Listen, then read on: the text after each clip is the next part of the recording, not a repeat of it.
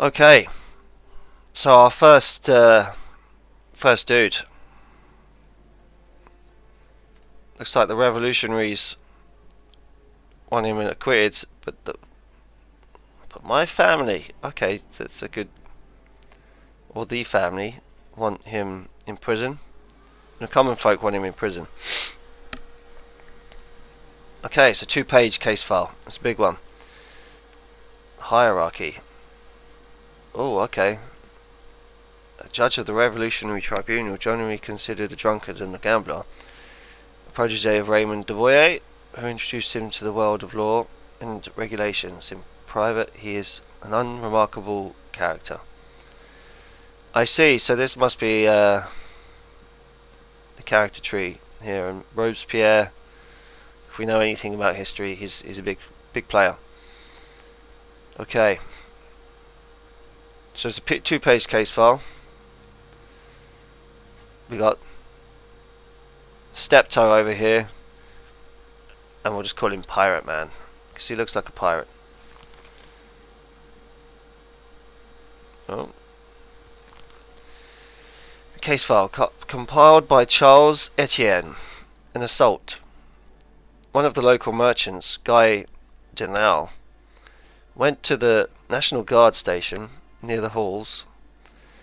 With a raised voice, he stated that the owner of the neighbouring stall had purposefully poured wood tar into his barrel of herrings.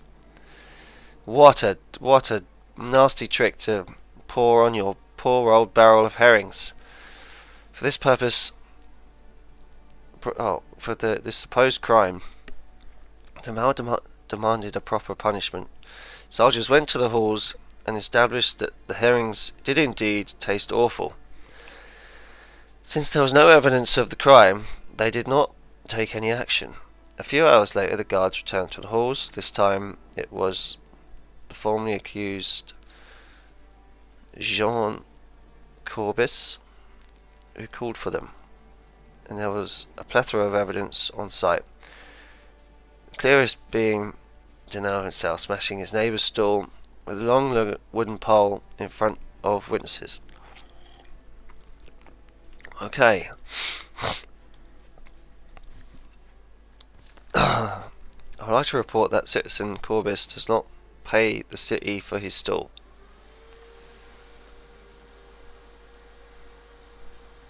He often criticises the new rule. Well, sir, criminal damage.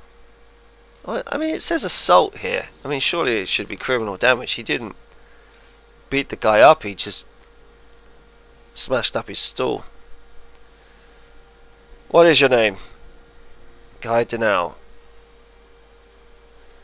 Fresh since 1772. That's what your mum says. Whee! And a vandal since yesterday. I'm not proud of it, but enough is enough. Okay, you've been stealing from Mr. Steptoe over here. Some merchant took that from your pockets while you were... Okay, stop bickering. No bickering in my courtroom. This is Judge Puphouse's courtroom.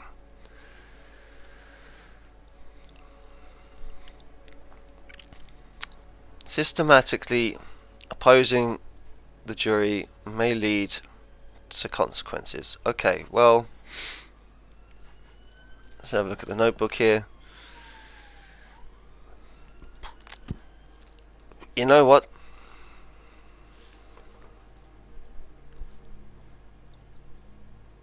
Commence the trial. Okay.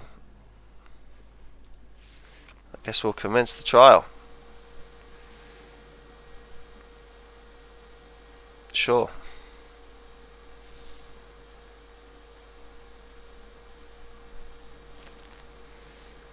In the city, only the dead are free from addiction. Wow. Okay. Only the dead are free from addiction. That is deep.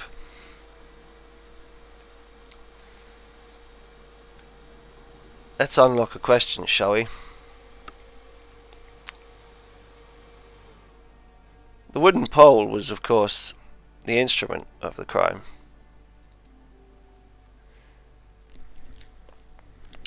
And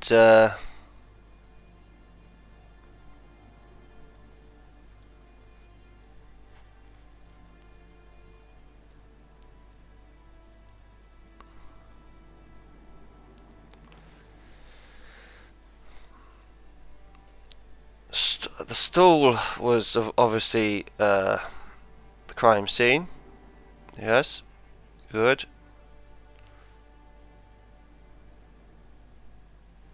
So you denounce the rule of us, you know, the revolutionaries, that is, and of course you're a counter-revolutionary as your personality.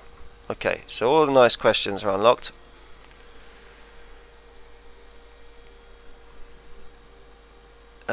Mr. Corbis over here.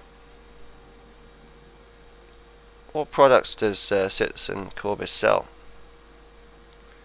Fruit and veg. And you sell fish. He does sell fish. Nothing gets past Judge Pumphouse. I see. Then why did one of you, come to the halls with wood tar, and the other with a wooden pole?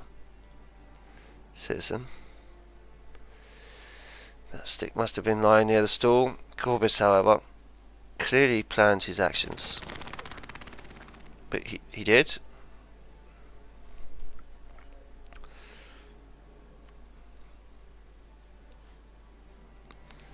Mr. Corbis, please approach the witness stand, please.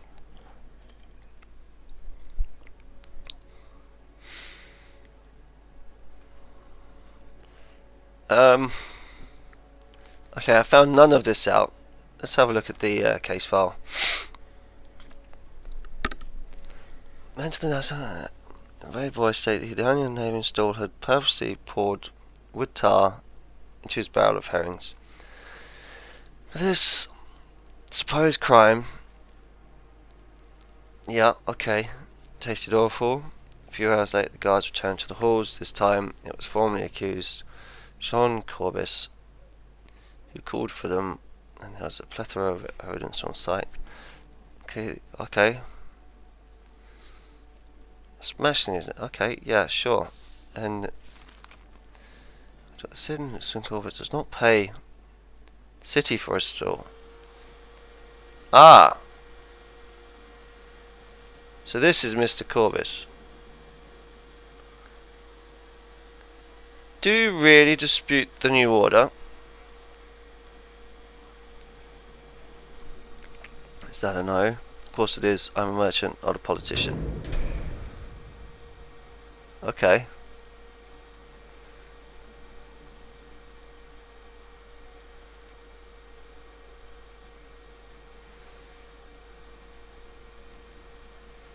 Why did you have wood tar with you? Did he have wood tar?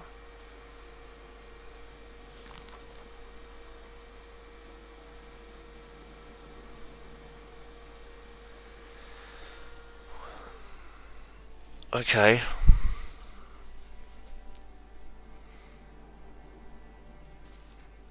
That doesn't make a lot of sense because, okay, did you do it? Did you pour any wood tar? I sell fruit, but my suppliers sometimes buy wood tar because it repels pests. I did nothing of the sort. He probably poured it himself to denounce me. Okay. Calm down, the both of you. Okay,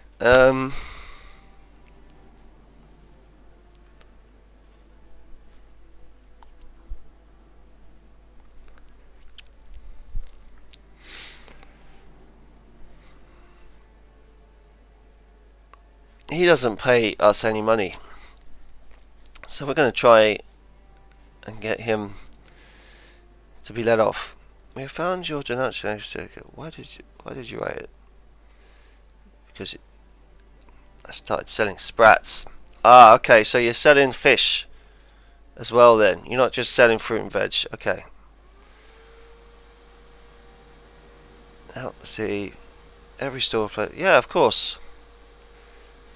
He should pay his taxes. You're right.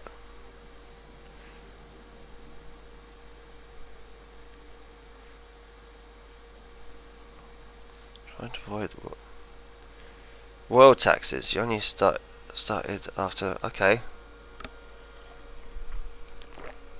Interesting.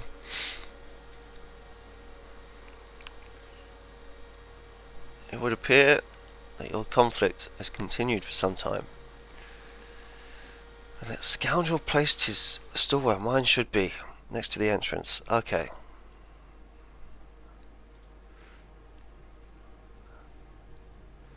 To have reached an agreement ever since. Jean once refused to pay for a red mullet taken by his wife. My whole family fell ill because of that rotten carcass. You should be happy I didn't. Okay, you two, stop squabbling in my fucking court. Okay, the report.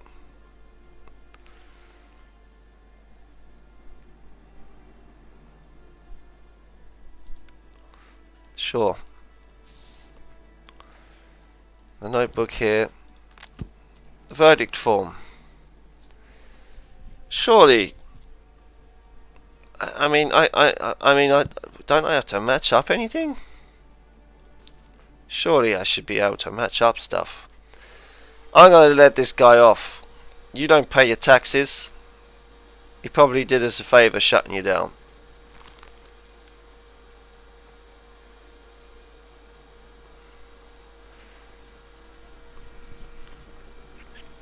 Pay your taxes next time and I might look upon your course of events more favourably. Should not be resolved in court. Citizen Denal, you are free to go. But I'm ordering you to move your stall closer to the bins.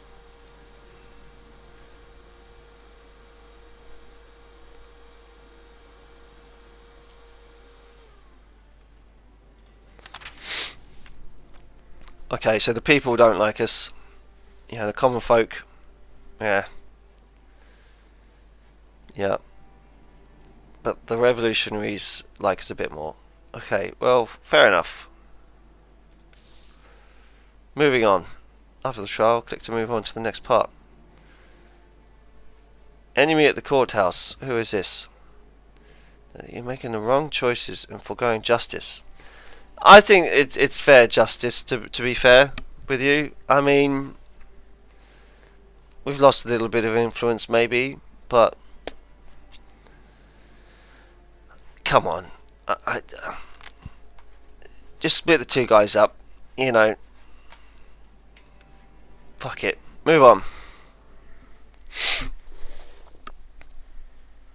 on. Jacques Louis David. May I remind you that you promised to join me. I have a feeling that tonight's moon favours gamblers. Yeah, that's a good retort. God should grace us with wives who understand the importance of an evening game of dice. Okay, they should also know that the right amount of wine guarantees a lucky roll. Who is this chancer? I should go home. I should. I don't need to waste any money.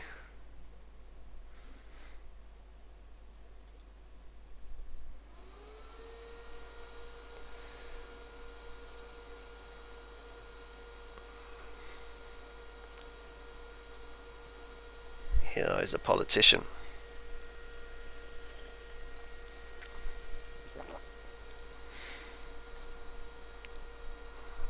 I'm gonna go home, mate. I ain't got the time. I'd rather just, you know, stay at home, to be honest. Sorry, Jacques. Not tonight. I haven't got the coffers. I haven't got the francs. I mean, good luck to you, but I'm going to spend some time with my family and we're going to have a nice meal.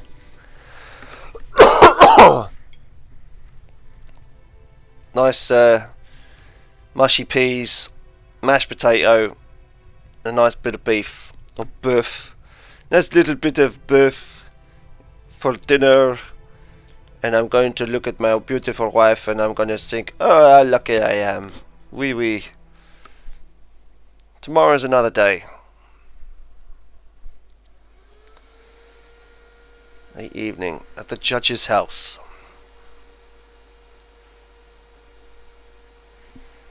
What? Silence. Do you want to berate me like you always do? I'm glad you're home. Are you aware that Frederick sometimes imagines you as a deep-sea sailor? He dreams that you visit distant countries and have wonderful adventures. I'm a judge. I'm not in the Navy.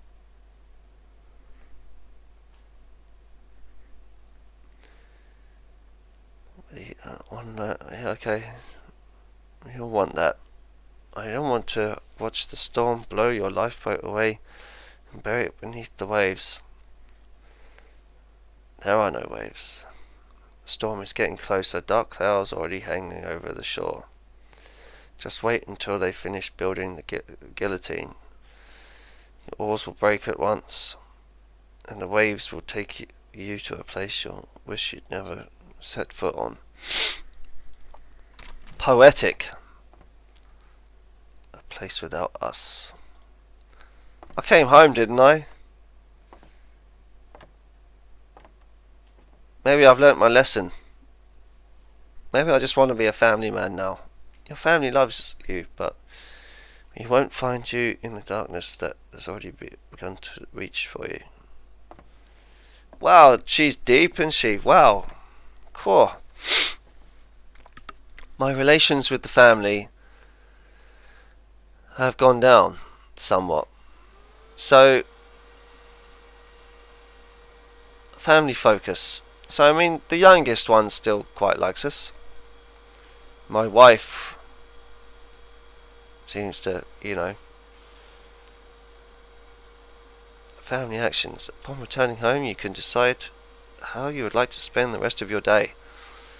Playtime with the children. Okay, each action will affect the other members of the family as well as their attitude towards you. Characters' attitudes. Each character attitude can provide you or deprive you of certain bonuses. It's special. His attitude makes the other family members like you slightly more. Take good care of the younger one. Okay, well, you know what? He likes us quite a bit.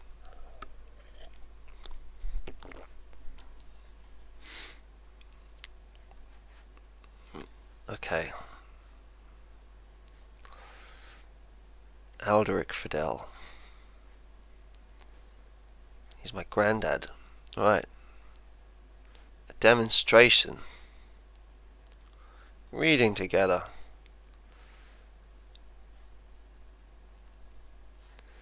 Yeah, fuck it. Fuck the older one. We've already lost the older one.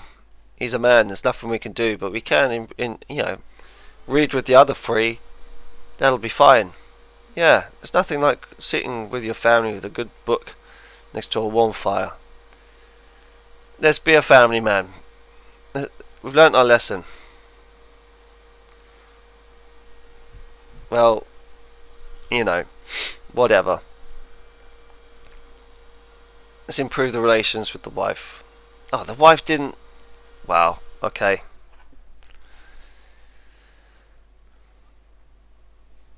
What can you do, eh? What can you do? The wife wasn't convinced with the reading. Okay, today the people of Paris commemorate Jacques Guillaume Somenel, mayor of Etampes. He was lynched by a furious mob for performing his duties to France. This march shall symbolize the unity of our society and the hope that the most violent stage of the revolution has passed. Let us make sure that no other loyal servant of France becomes a victim of such hatred ever again. From King Louis XVI. Mr. Devoyer, how are you?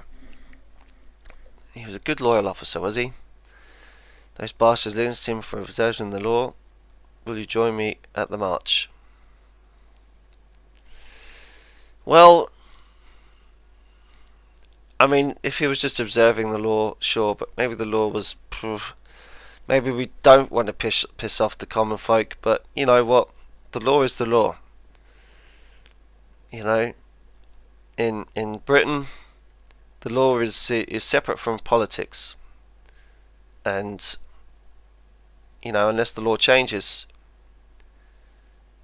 anyone who breaks that law is found guilty and punished by it. But I mean, in this day and age, maybe it's a little different. But you know what? I'm a judge. I'm always going to try and be on the side of the law. We ought to show that we oppose the self-opinionated execution and stand alongside of victims. Okay, I wonder why the king has taken trouble to show up. Louis XVI marching arm in arm with the people of Paris. That is unexpected. Hello, King Louis. Continue, please, Arminian and Reserve. Do not change your habits for me. I heard a thing or two about a young, ambitious judge of the tribunal. I was curious whether he was guided by justice or by entertainment, as some would say. Oof. Harsh words, King Louis. Oh, here we go. Common folk want to let him off, but the revolutionaries want him in prison. King Louis is watching. Let's read the case file. Compiled by Nathan de Saraf, a thief and burglary. The defendant, Olivier Mugler, a 65-year-old master locksmith, who is famed among partisan burglars as an expert on unopenable locks. Last month he was commissioned by the owners of a Parisian glassworks, Jean Rude, Louis Roux and Ferdinand Salan, to construct locks for ornate chests of valuables. Presumably as gifts for their wives, the craftsmen praised the latest creation as thief-proof. Shortly following their completion, the industrialists' houses were hit by a series of burglaries committed by a recent newcomer to Paris, Hector Vane, the thief from Orleans. Okay. Excuse me. He was caught in the act and shot by Ferdinand Salan. An expensive Turgot map of Paris with the houses of the recently robbed industrialists was found on the deceased. Surprisingly, Salan had given Mugler an identical map. Oh, as an advance payment. This deposit was in addition to the agreed remuneration from all the employers. Page 2. Further interesting information came from the owner of the Ginger Margaret Inn. She recalled that on the night preceding the burglary, the locksmith met there with a man she didn't recognize. Based on her description, we were able to identify him as the aforementioned Hector Vane.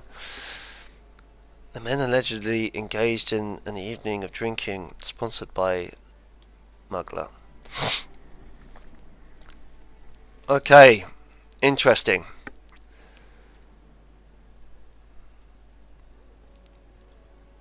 Yeah, according to the case file, you are citizen Olivier Mugler. Is that correct? Indeed it is, Monsieur le Judge. May I have a request? I'd like to sit down. I'm an old man, you see. Basic respect for the judiciary requires that you remain standing. Do names Salan, Rude, and Roux mean anything to you? They should like the names of my oh, okay. They sound like the names of my debtors. Debtors, you say? Since seems that they are victims of activities you may have not have conducted yourself, but you certainly helped in. Let's unlock some questions, shall we? The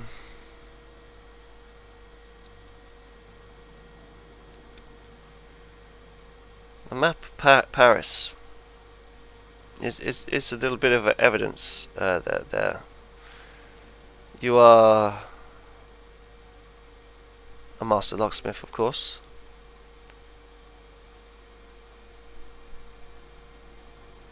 Course of events, lock construction. Okay, well, there was a series of burglaries.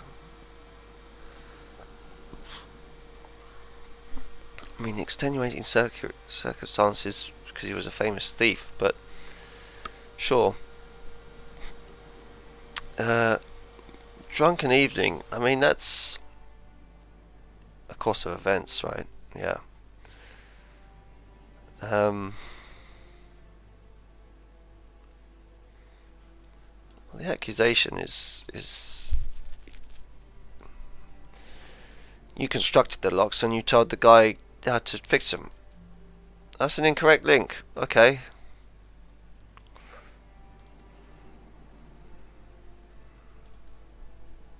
Interesting.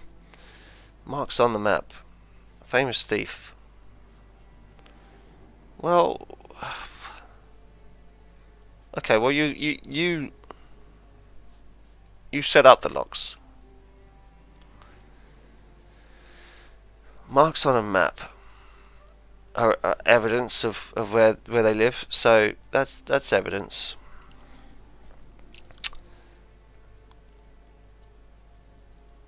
I mean, you are a master locksmith.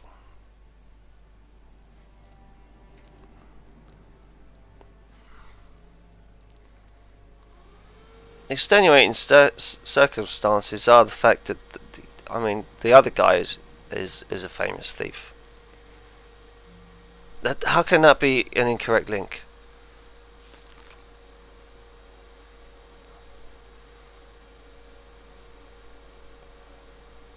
Okay, the course of events.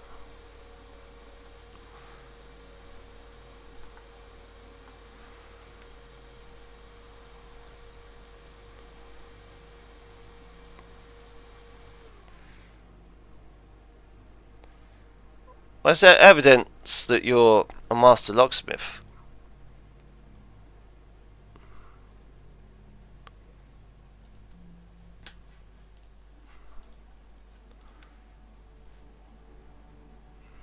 Well, we're out. So, I mean, the revolution. Okay, well, we'll do you recognize this map? You don't recall ever seeing it before. Claims that he gave it to you in advance payment for your services. That wicked wretch of a second-rate merchant, he gave me a scrap of paper as payment for making 3 locks. It says it's supposed to be worth more than 3,000 francs he owes me.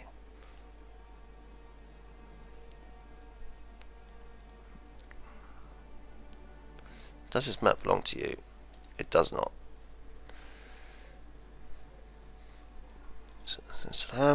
I lost it. Loaf of bread, so I surely won't shed a tear. But if you have it, maybe you stole it from me. Maybe you'd better make a note that Olivier Mugler demands remuneration from. Okay, well, yeah, they do owe you money.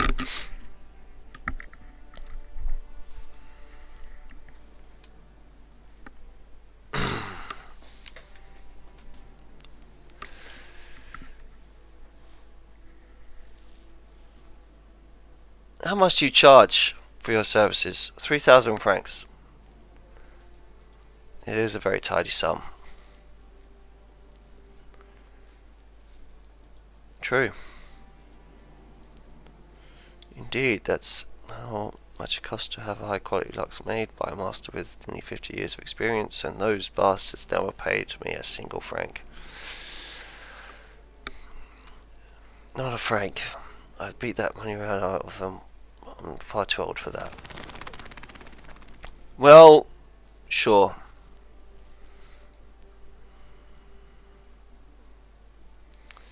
Did you know Hector Van before you met him in the pub? So yeah, you were commissioned by the victims to make the chest. Who installed them? It was me, naturally, and all in the agreement with the contract. My job is to prepare and install the locks, and the employer was only to come to see whether the lock was completed and pay, of course. At your workshop? No, on site. The client's property. Okay. Deliver the trunks to my workshop. Okay. When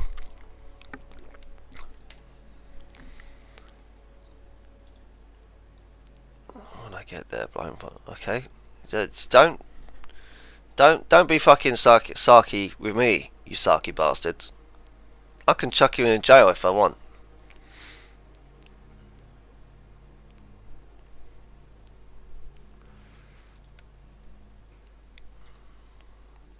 You didn't mark anything. The houses your clients marked on the map. I don't know who marked them. Maybe you should ask a question to the fan.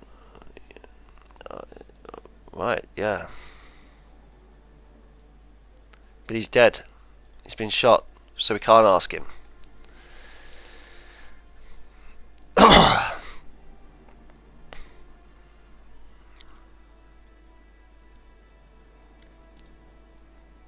Oh, come on. Come on. Did you know Hector before you met him in the pub? That's interesting, as you were seen drinking several bottles of wine together at the Ginger Margot Inn. Is that a crime? No, but the question is, why are you denying it now? Was your drinking spree just a session for discussing the burglary? No? Was it? No? It's Hector. I didn't plan any heist with Hector, Victor, or Hugo. I'm a locksmith and I earn my money from it. Burglaries are for vagrants without a job. In your drunken state, did you tell Hector how to open it? I understand that you're implying, but consider this: if you sold the secret of my locks. Yes, that's fair. That's fair.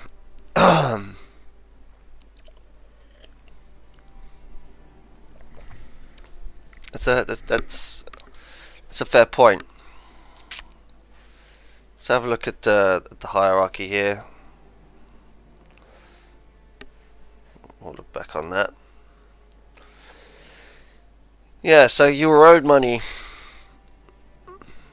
You were seen chatting to a burglar. You probably wanted to get recompense for the work carried out by stealing whatever it was. By doing so, you probably would have ruined your reputation. So maybe...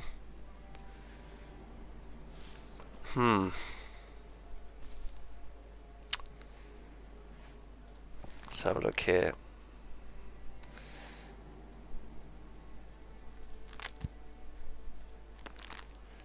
You know what?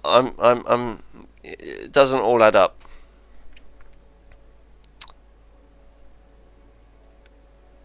Doesn't all add up in my opinion. No.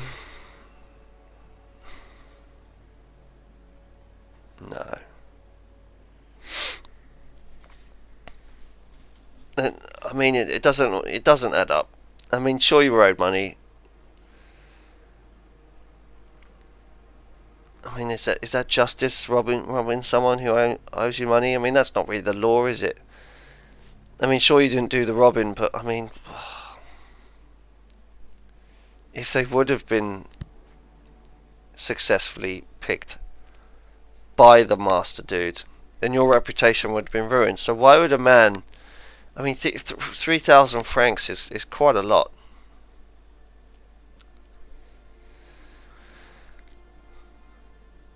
The thing is, you don't look like a rich man. You don't look like a guy with 3,000 francs. Maybe because they're not paying you. God, this is a tough one, isn't it? I mean, sure, you're wronged if they haven't paid you, but yeah, you're given an IOU. Maybe they had every intention of paying it. They should have paid you when you complete the work, for sure. But things don't add up, mate. Things don't add up.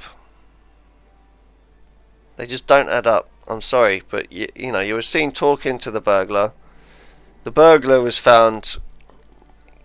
Nah, I mean, you were in on it, mate. Sorry.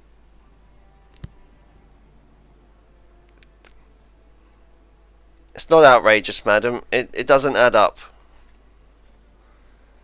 Doesn't add up that he was seen drinking with a burglar, and the burglar was, you know, he knew the addresses. Don't give me that shit.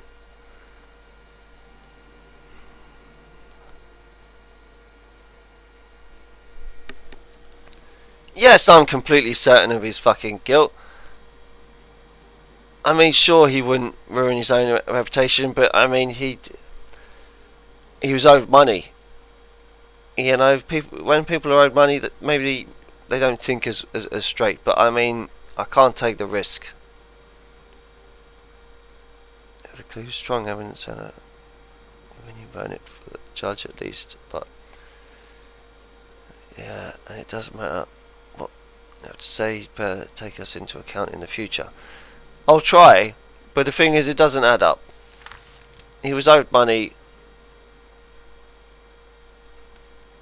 He was probably a bit angry. He's got to go. If he's lucky, he'll escape prison, because he can unlock locks. You know. Good luck to you, sir.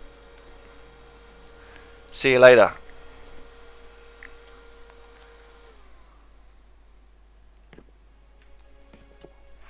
King Louis XVI.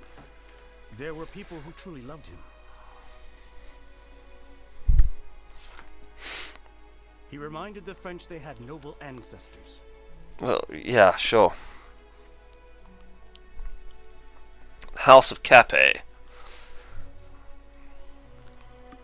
Do not be manipulated by people who are not bearing the burden of responsibility. Huh.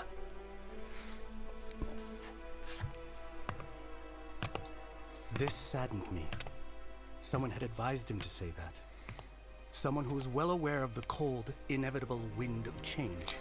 Yes, the winds of change are upon us. And Judge Pumphouse is at the bow, at the forefront. But those who will come after him, as they will not have great ancestors. Right, okay, well. One of us, maybe, we'll see in the next episode of Judge Morally Ambiguous Pumphouse. Join me next time.